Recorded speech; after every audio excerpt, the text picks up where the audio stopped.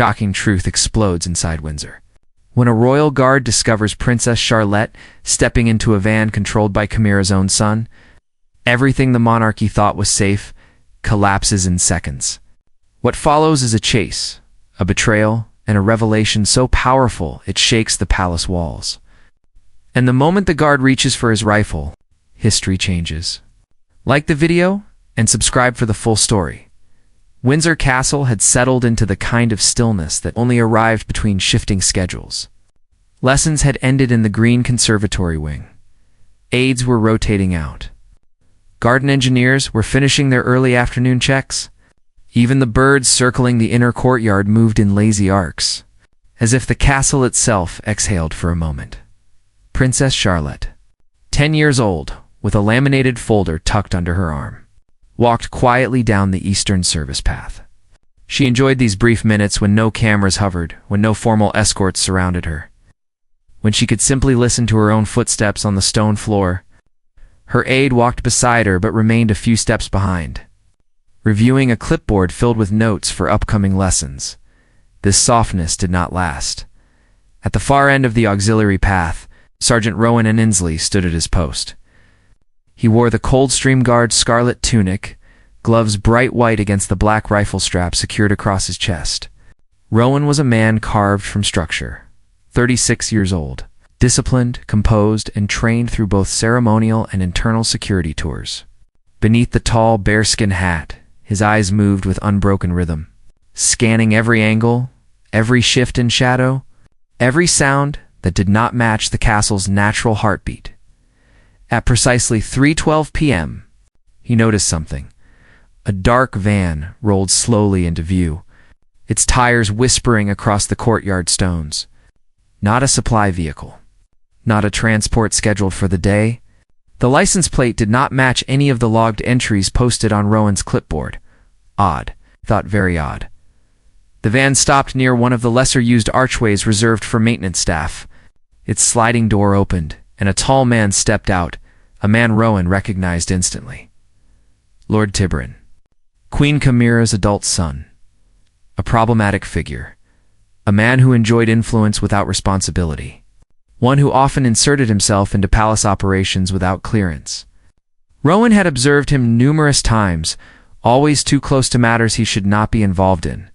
But what he saw next froze Rowan to the bone. Tiburon smiled warmly at Princess Charlette and waved. "There you are," he said. "Your grandmother requested you for a quick private visit. She is waiting inside." Charlotte's aide blinked. "I did not receive any schedule update." Tiburon shrugged casually. "You may confirm it later. This is a simple handover. I will bring her straight to the West Annex." Rowan's fingers tightened around the rifle strap.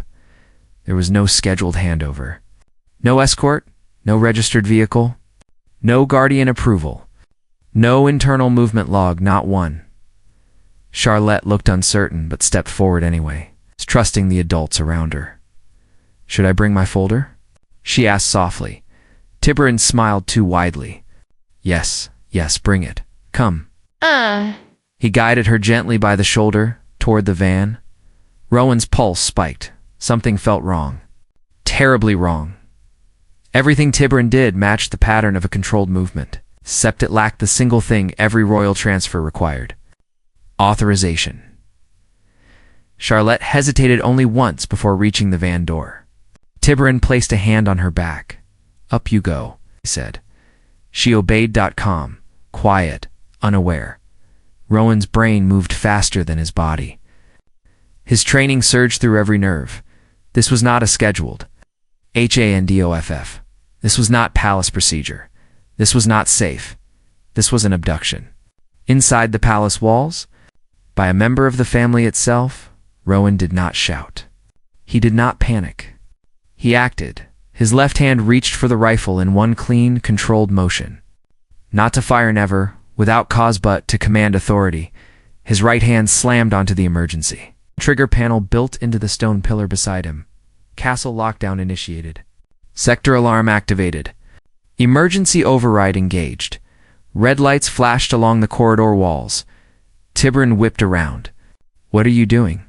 Rowan stepped directly into the van's path.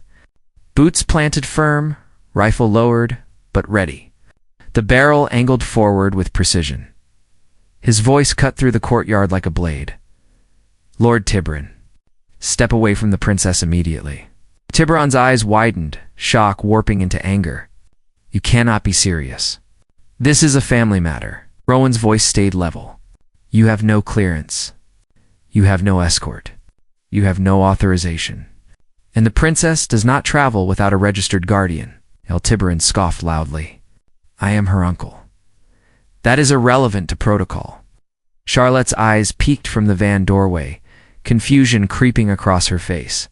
"Is something wrong?" Rowan stepped closer, rifle steady in both hands. "Ma'am, please step away from the vehicle. You are not under approved movement." Tiburon blocked her. "Stay where you are." Rowan's tone, sharp and precise.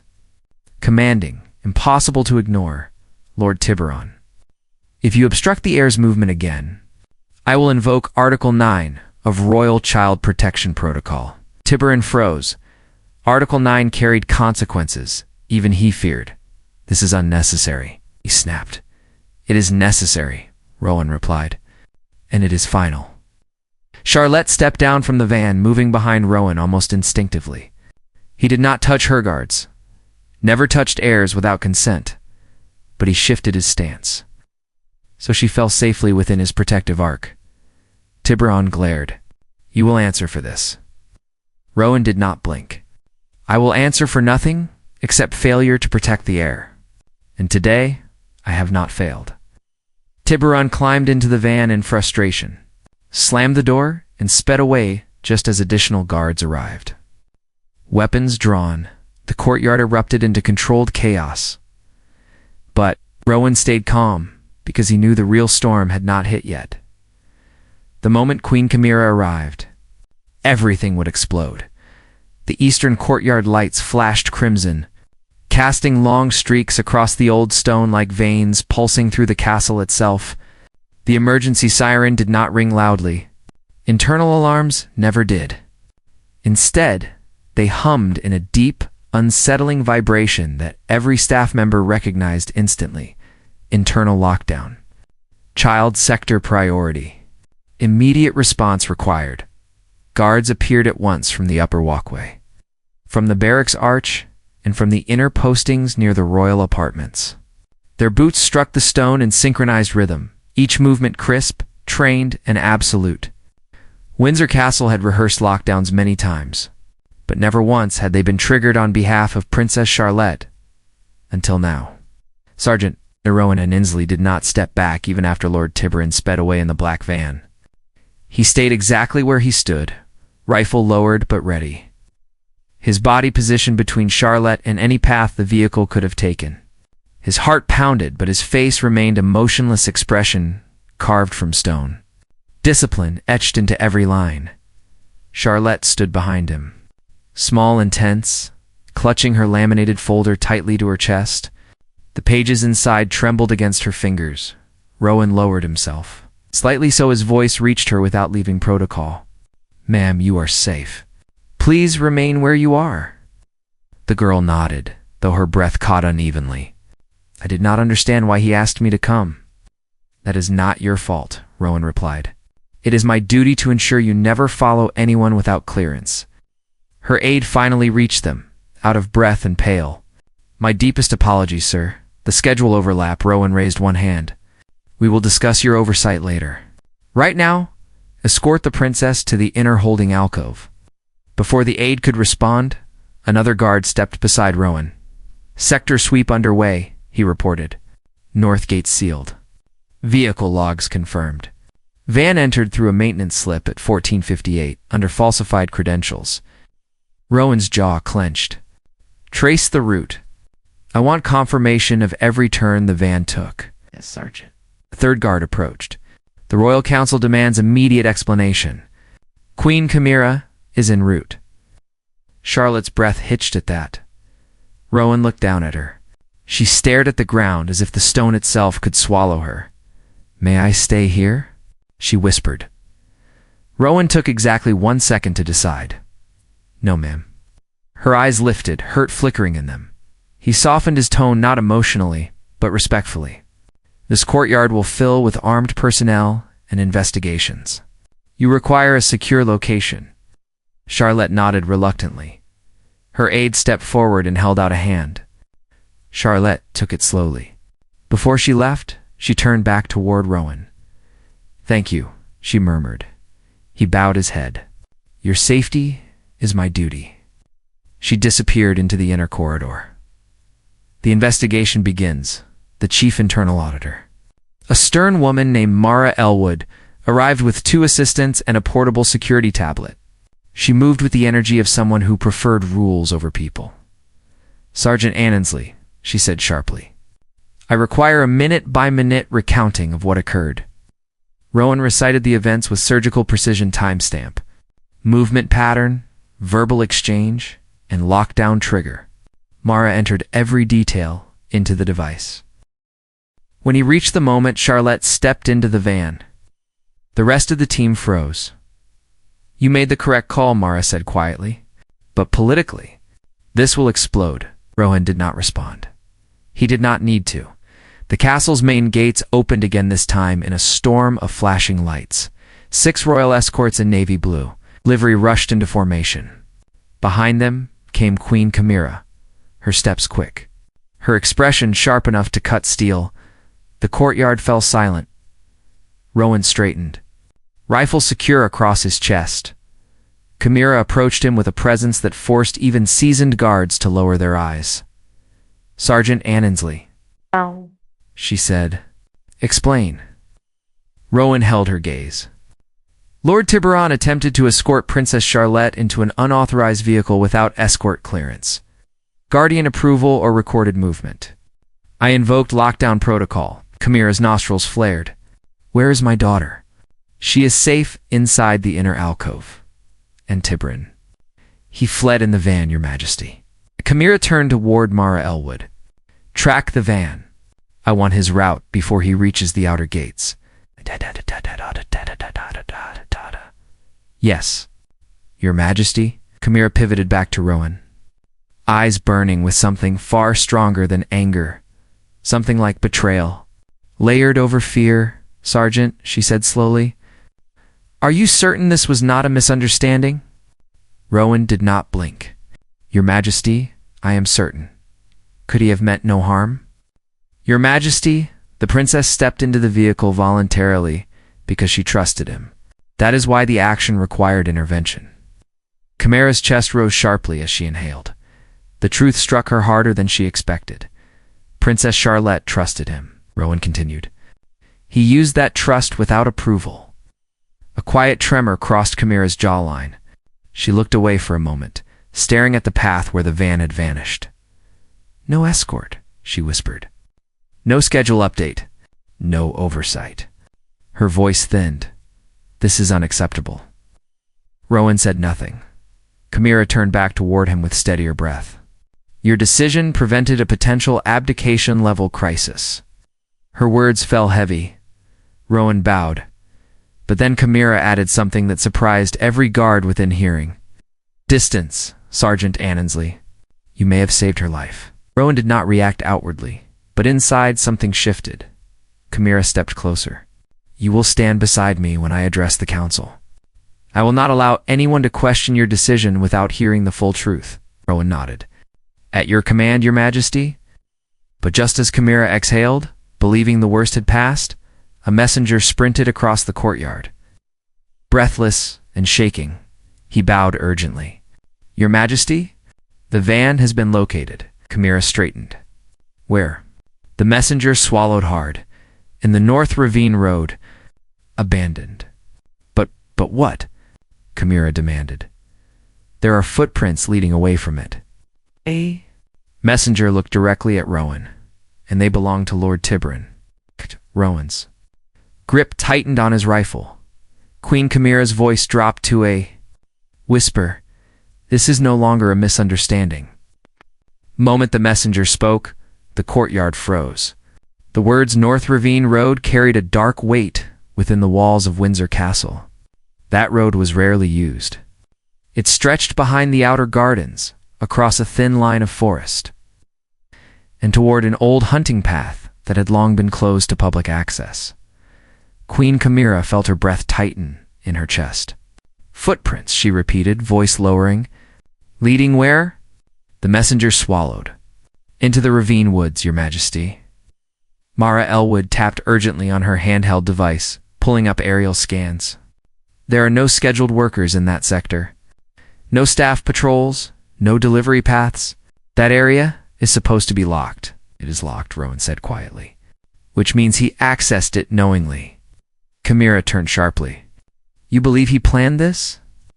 Rowan remained still, rifle across his chest, jaw set like iron. "Yes, Your Majesty." Camira's throat tightened. "He placed my granddaughter into a van without permission, then fled to an unmonitored area." Her voice shook, not with fear, but with a dawning realization that knotted in her chest. "This was not a lapse," she whispered. "This was intent." The courtyard fell into a heavy silence. Even the wind paused, as though the castle itself listened. Rowan stepped forward. "Your Majesty, we must proceed immediately. Abandoned vehicles near restricted zones are never accidents." Camira nodded, eyes hardening. "Lead the team." Rowan motioned to the guards nearby.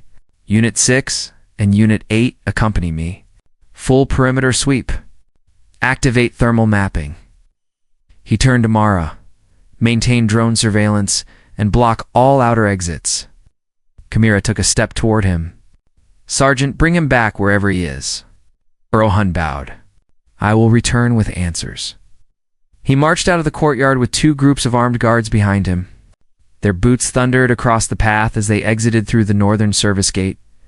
Inside the castle, a child waits princess, Charlette, sat in the inner alcove. Knees drawn to her chest, her laminated folder clutched tightly. The alcove was a small, circular room with thick stone walls and warm lighting, designed to hold young heirs during emergencies. It was safe, silent, almost peaceful, but Charlette did not feel peaceful. Lady Rowena sat beside her, hands folded. "You are safe, dear." Charlette stared at the stone floor. "Why did he want me to go with him?" Rowena inhaled slowly. "Sometimes adults make mistakes. But it felt like he wanted me to hurry," Charlette whispered. "He did not let me ask questions." Rowena brushed a strand of hair from her face. "You are very brave." "You did nothing wrong," Charlette swallowed. "Is Sergeant Rowan angry with me?" "No," Rowena said gently. "He protected you." Charlotte's voice cracked. "I hope he knows I was not trying to cause trouble." Rowena leaned forward. "He knows, and so does everyone else." But Charlotte's eyes drifted toward the door. "I want to tell him thank you," she whispered. Rowena smiled softly. "You will." Beyond the northern gate, the North Ravine Road stretched into a quiet woodland framed by tall, twisted trees. Moss covered the stone walls. The air tasted colder, sharper. The abandoned van stood slanted near a bend in the road, one door open, engine silent. No movement. Rowan crouched beside the tire tracks, his gloved fingers brushing lightly over the indentations in the mud. The footprints were clear deep enough to show weight, direction, and urgency. "He was carrying something heavy," Rowan said. One guard stiffened. "You believe it was the princess?" "No," Rowan replied. "She exited the van inside the courtyard." He stood slowly. "This weight is something else." Another guard pointed toward a break in the underbrush. "Sergeant, more tracks here." Rowan followed the markings into the forest until the trees grew dense and the air dimmed. Birds fluttered above, startled by the movement of boots across leaves. The tracks continued until Rohan reached a patch of disturbed earth near an old stone drainage pit. He crouched again, touching the ground. "He dropped something," a guard asked. Rowan brushed aside the leaves. A single object lay partly buried in the soil. A royal palace pass card, high security grade, marked with the crest of the Queen and coded not to Lord Tiberin, but to Camira's private estate wing. Rowan's eyes narrowed. "This card belongs to someone else," he murmured. A guard approached. "Sergeant, are you saying he stole this?" Rowan stood slowly. "He either stole it or someone gave it to him." A sudden rustle snapped through the trees behind them. The guards raised their rifles instantly. Rowan's hand moved to his weapon. He signaled silence. Another rustle, a soft thump. Then a palace courier stumbled out of the woods, panting hard and pale as chalk. "Sergeant, urgent message," he gasped. Rowan steadied him. "Speak," courier wheezed. "It is from the Queen. She discovered something in her son's private quarters." Rowan's voice dropped. "What did she find?" The courier swallowed. "Correspondence, meetings, financial transfers, hidden plans for Charlotte's relocation." Every guard stiffened. Rowena's eyes flashed. Rowan spoke slowly, each word grounded with purpose. "Relocation to where?" The courier looked like he might faint. He signed agreements. "With foreign contacts?" He hesitated. "Contacts with interest in controlling royal lineage?" Rowan felt the world tighten. "This was never a simple abduction attempt," he said. "No," the courier whispered. "It was a transfer." A cold wind swept the forest. Rowan rose to his full height, grip tightening around his rifle. "Lord Tiburon is no longer acting alone," he said. "And now the princess is the center of a larger plan." He turned sharply to his team. "Lock down the ravine. Sweep the woods. I want every path sealed." Then he added, voice like steel, "This is not a search anymore." All guards straightened. "It is containment." Windsor Castle had seen war, fire, political upheaval, and royal storms over centuries. It had endured everything from burning arrows to parliamentary challenges. But on that afternoon, the castle faced a different kind of threat, one created from within its own bloodline. As Rowan and his team began sealing the ravine forest, the palace interior shifted into emergency order. Staff members rushed across lower corridors. Guards repositioned at every wing entrance. The air vibrated with quiet urgency. The walls themselves seemed to listen. Inside the Queen's private receiving chamber, Camira stood alone, hands clasped behind her back, posture upright but trembling beneath the surface. Documents lay scattered across the polished table, financial statements, encrypted messages, unsigned agreements, and one storage ledger marked with Tiburon's personal seal. Every page told a story she did not want to believe. A story of betrayal. A story of a son who had crossed a line no royal relative had crossed in generations. Charlette, her granddaughter. The thought made her chest tighten until she felt her breath leave her. A soft knock interrupted her spiral. "Enter," she said, voice steadier than she felt. Mara Elwood stepped inside, tablet in hand. "Your Majesty, we have updates." Camira nodded stiffly. "Tell me." Mara took a breath. "Lord Tiburon's correspondence reveals that he planned to move Princess Charlette. Under the pretense of educational relocation, there are references to foreign estates, mentorship contracts, and private guardianship proposals." Camira clenched her jaw. "Proposals that I never approved," Mara continued. "We believe he coordinated with individuals who expressed a suspicious level of interest in influencing royal succession." Camira's heart dropped. "Succession." Mara nodded. "Yes, Your Majesty. Individuals who benefit if the princess's political trajectory is altered." Camira pressed a hand to her forehead. "My own son? How could he do this?" Mara lowered her voice. "Your Majesty, there is more." Camira lifted her head slowly. "Speak." Mara held out a small velvet pouch. Inside it was a keythin, golden, engraved with a crest. Camira's eyes widened. "This is my personal safe key." "Yes, Your Majesty." "We found it in Lord Tiburon's drawer." The Queen stepped back, breath stolen. "He accessed my private records." Otta nodded grimly. "The safe showed signs of tampering. He copied official documents. Possibly your authorizations, your signatures, or unused royal seals." Camira felt the world tilt beneath her. "He forged my authority." "Oh, yes, Your Majesty." Her fingers pressed hard into the back of a chair to steady herself. "He used my trust, my title, To carry out his plan, Mara answered softly. It appears that way. Silence fell. Thick and suffocating, Camira lifted her chin not as a queen, but as a grandmother, as a mother. As a woman who had just discovered the depth of betrayal in her own home. "Where's Princess Charlette now?"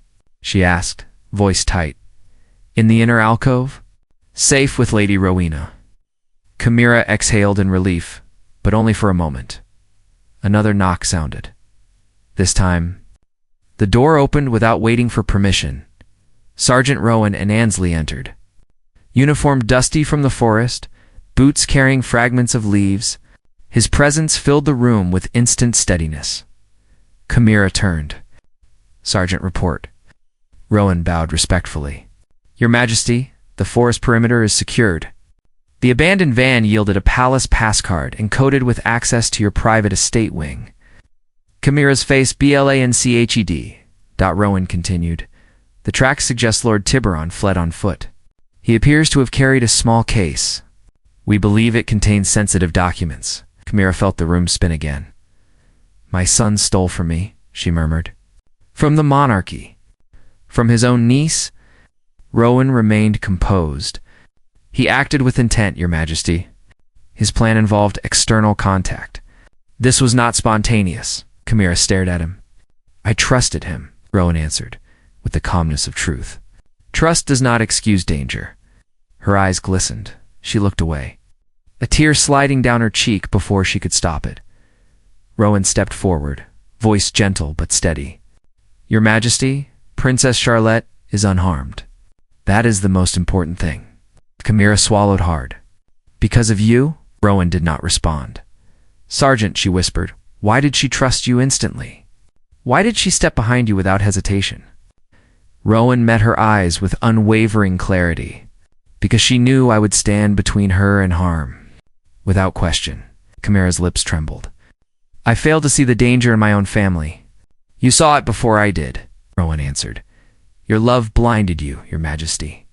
Mine is duty." Camira closed her eyes for a moment, steadying her breath. When she opened them again, something in her had changed. Resolved, focused, strong. "Sergeant Aninsley," she said firmly, "assemble 20 guards. I want every corridor searched, every storage room opened, every entry point checked. No one leaves this estate until we find Lord Tiburon." "At once." But Camira stepped forward and placed a hand on his arm. "Sergeant," she said softly, "bring him to me alive." Rowan nodded once. "I will." As he exited, Mara leaned close to the Queen. "Your Majesty, this is no longer a matter of protocol." Camira stared at the door Rowan had walked through, her eyes narrowing. "This is a matter of blood and choices, and the consequence of a mother's blindness." She turned toward the window, overlooking the ravine woods where Rowan and his guards had vanished. Lord Tiburon thought. He could move a princess like a pawn. Her voice hardened, but he forgot something very important. The wind pushed against the castle windows, as if listening. "A guard does not protect a title," Camira whispered. "He protects a child." Now. The child needed protection more than ever, because Lord Tiburon was not running. He was hiding, and he had not left the castle grounds yet. Nightfall crept over. Windsor Castle, earlier than usual, the sky sinking into a deep blue shadow that wrapped itself around the stone towers. Search teams fanned across the northern grounds, sweeping through every corridor, every hidden stairwell, every storage hall that had been untouched for years. Footsteps echoed in synchronized rhythms. Flashlights sliced through the darkness like thin silver blades. But there was no sign of Lord Tiburon, Sergeant. Rowan Aninsley emerged from the Western Service tunnel, sweat streaking across his temple, his gloves coated in dust. His uniform bore marks of the search scuffs from stone, scratches from thorns, mud splatters from the ravine. He approached his team leader. "Report." "Nothing in the west wing," the guard answered. "No movement, no doors breached, no heat signatures." Rowan frowned. "He is still inside the grounds. The perimeter is sealed." Another guard jogged toward him. "Sergeant, We located footprints inside the lower colonnade. They lead toward the old archives. Rowan's stomach tightened. The old archives, a sealed section of Windsor most staff forgot existed. Built centuries ago beneath the east spire, it had once stored royal decrees, battle plans, and personal journals from generations past. It had been locked for years, unused except during rare restoration surveys. It was quiet. It was hidden. It was perfect for someone who wanted to disappear. Rowan gave the order instantly. Unit 3 and 4? On me. They hurried across the courtyard and descended the stone steps into the lower east spire. Lantern lights flickered along the walls, illuminating carved arches and forgotten tapestries. The air grew colder with each step. They reached a thick iron door sealed with a rusted chain. Rowan knelt. Examining the lock, it had been cut. A clean slice sharp. Deliberate Tiburon came through here, one guard muttered. Rowan pulled the door open. A stale draft swept through the corridor, carrying the scent of old parchment and damp stone. Their boots echoed as they entered the narrow passage. Lantern beams sweeping across carved walls, depicting centuries of battles. Rowan's senses sharpened. Something was wrong. The air felt disturbed not long ago either. He motioned to the others. Move quietly. They advanced deeper. Inside the secret archive hall, the passage opened into a large chamber lined with tall shelves. Dust clung to the bindings of ancient books. Heavy chests sat against the far wall, but Rowan's eyes focused on something near the center table, an open binder. Papers scattered. Ink still wet on one signature. Tiburon had been here only minutes earlier. Rowan moved forward, scanning the documents. His breath tightened. Property agreements. Relocation plans. Legal proposals. Guardianship documents in one form titled Special Custodial Transfer, Minor Royal. Heir signed using Queen. Camira's forged signature. Rowan inhaled sharply. The proof, the motive, the plan, everything. Camira had been working toward lay on the table in front of him. One guard stepped closer. Sergeant, he prepared for this for months. Rowan nodded slowly, and he waited for the right moment. Another guard whispered. He wanted to remove her from the estate quietly. Make it look authorized. Then vanish with her to a foreign guardian. Rowan looked around the chamber, every detail sinking in. He did not just plan to move her, Rowan said. He planned to erase her. The guards exchanged cold glances. Then Rowan noticed something. Else footprints on the far side of the room leading. Behind a tall row of shelves, he raised his hand in a silent command. The guards lifted their rifles. Rowan stepped toward the shelving unit and looked behind it. A narrow wooden door, unlocked. He pulled it open cautiously. A steep stairway spiraled downward into darkness. The air that rose from below was warm. Human warm. He was down there. Rowan motioned forward. Stay behind me. They moved down the stairs in single file, rifles ready. The stairway descended deep, far deeper than the blueprints indicated. The stone grew smoother, the air older, almost untouched.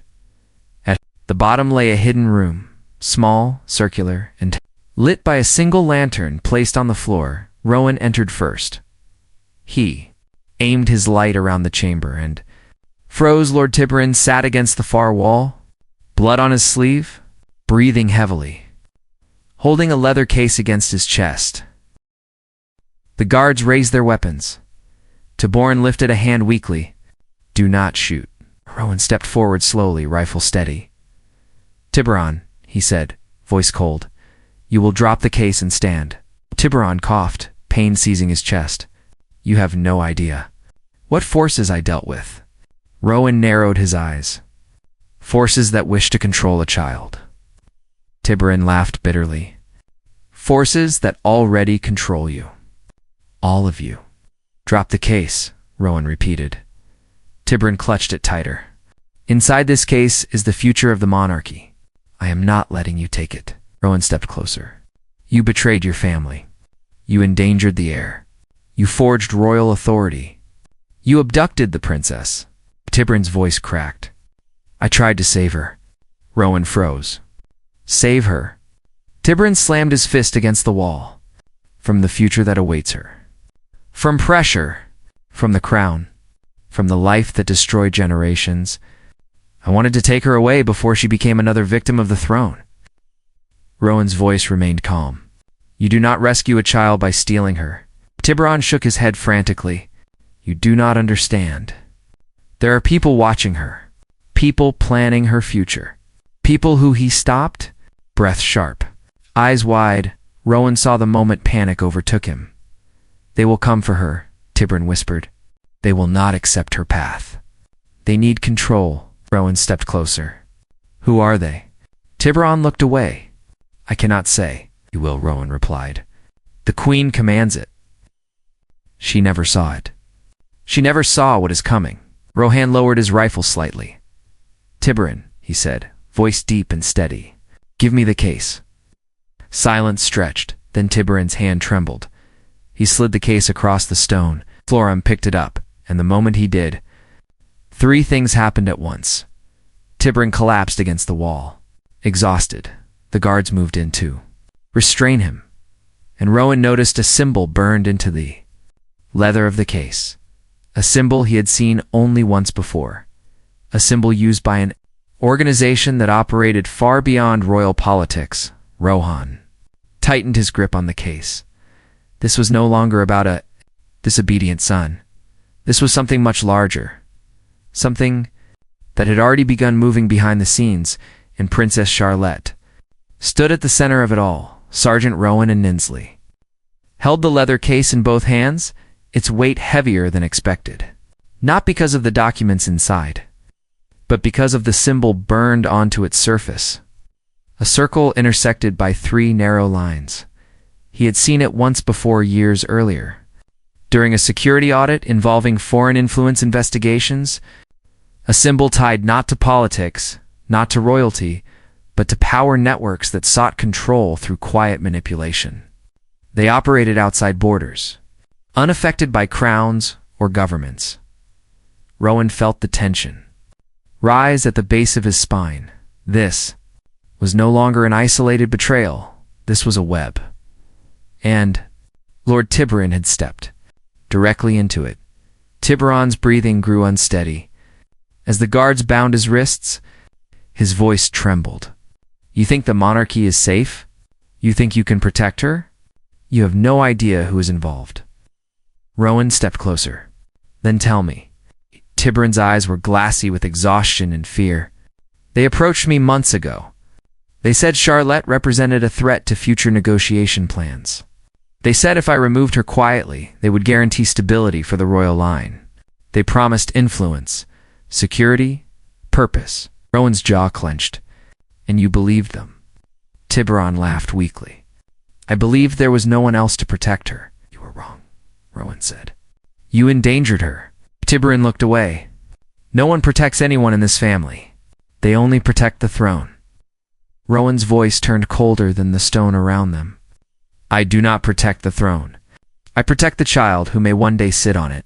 Tiburon let out a long, shaking breath. Then you will lose. Because they do not want her here. Rowan signaled the guards. Take him to containment. They lifted Tiburon to his feet. The disgraced lord whispered one last sentence, one that chilled Rowan deeper than any threat. They have already entered the castle. Rowan froze. What did you say? He demanded, but Tiburon only smiled a tragic, broken smile before he was carried away up the narrow stone steps. Rowan stood alone in the underground chamber. Lantern light flickering across the cold walls. He opened the leather case slowly. Inside were a stack of unsigned, custody-transferred documents maps, with highlighted escape routes, a list of foreign contact schedules of Charlotte's daily routines, and one small velvet pouch. Rowan lifted the pouch. It felt too light. Inside it lay a single object, a tiny gold bracelet, child-sized, engraved with Charlotte's initials, Rowan's. Breath stopped. This was never simply a political plan. It was personal. It was targeted. It was designed to remove Charlette entirely. He closed the pouch. Tightly, this information could not remain in the dark. He moved back up the stairs and emerged from the archives as dawn began creeping across the castle. Soft orange light touched the towers. Guards jogged across the courtyard. The castle felt awake, alert, alive with urgency. Rowan headed straight for the Queen's private chamber. Inside the Queen's chamber, Queen Camira stood near the window. Still dressed in the same dark blue attire she had worn during her council address, her shoulders were tense. Her eyes were red not from anger, but from fear she refused to show publicly. Lady Rowena stood beside her with Princess Charlette, who held a cup of warm tea between trembling hands. The moment Charlette saw Rowan, she set the cup down and stepped forward. "Sergeant Rowan," she whispered. "You returned." Rowan bowed deeply. "Yes, ma'am." Charlette looked at him with worry. "Is he angry with me?" Rowan shook his head. "No, ma'am." "You did nothing wrong," Queen Camira turned. "Sergeant, what have you brought?" Rohan placed the leather case on the table beside her. Camira hesitated before opening it. When she saw the forged documents, her expression tightened. But when her eyes fell on the bracelet, her breath broke. She lifted it with shaking fingers. "This is my granddaughter's." Rowan nodded. "He carried it with him." Camira looked up sharply. "Why?" Rowan answered plainly. "As proof for the forces he worked with." Camira's face paled. "Proof of possession." Rowan said nothing. Charlette stepped closer, voice shaking. "Did he want to take me away?" Camira knelt, holding her granddaughter tightly. "No one will take you from me. No one, not again. Not ever." Charlette buried her face in her grandmother's shoulder. Camira's eyes glistened. But she held Charlette firmly, protectively. Fiercely, the way a grandmother protected a child. Not the way a monarch guarded a successor. When Charlette was calm again, Camira stood and faced Rowan. "Sergeant," she said, "who else is involved?" Rowan lowered his voice. "We do not yet know. But the network he referenced has operatives across borders. They value leverage, control, influence." They paused, and they believe Princess Charlette carries all three. Camira straightened, her eyes burning with determination. "Then let them come. They will learn that our child is not unprotected." Rohan nodded. "The castle is sealed. Every entry point is guarded." Camira stepped toward him until she was close enough that only he could hear her next words. "You may have saved this monarchy," she whispered, "but you also saved my family." Rohan bowed deeply. "Your Majesty, I will always protect her." Camira's gaze softened. "I believe that now." She placed a hand on his arm. "Sergeant Rowan Aninsley," she said firmly, "from this moment forward, you are the primary guardian of Princess Charlette." Rowan inhaled sharply. "Your Majesty." "This is not a request," Camira said. "It is a command." Rohan bowed again. "Then I will serve with my life." Charlette stepped forward and touched Rowan's glove.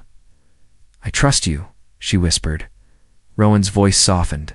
"And I will never let harm reach you." Camira lifted her chin and faced the window. A new dawn washed over Windsor Castle. A dawn that carried danger. A dawn that carried hope. A dawn that marked the beginning of a new kind of war. Not between nations, not between armies, but between those who wanted control and those who protected the innocent. Sergeant Rowan stood behind Charlette, posture rigid, eyes sharp, ready for whatever danger had already entered the castle. And Queen Camira whispered one final truth. They chose the wrong child and the wrong guard.